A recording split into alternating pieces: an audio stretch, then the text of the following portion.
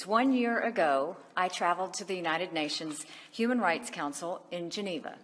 On that occasion, I outlined the U.S. priorities for advancing human rights, and I declared our intent to remain a part of the Human Rights Council if essential reforms were achieved. These reforms were needed in order to make the Council a serious advocate for human rights.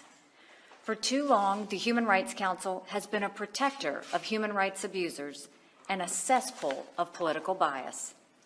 Regrettably, it is now clear that our call for reform was not heeded. Human rights abusers continue to serve on and be elected to the Council. The world's most inhumane regimes continue to escape scrutiny, and the Council continues politicizing and scapegoating of countries with positive human rights records in an attempt to distract from the abusers in their ranks.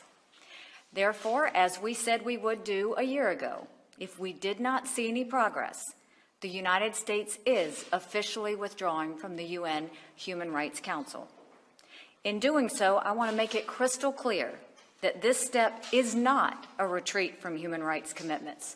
On the contrary, we take this step because our commitment does not allow us to remain a part of a hypocritical and self-serving organization that makes a mockery of human rights. Another of our goals was to stop the Council from protecting the world's worst human rights abusers. What happened?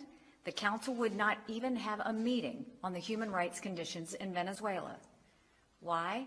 Because Venezuela is a member of the Human Rights Council, as is Cuba, as is China.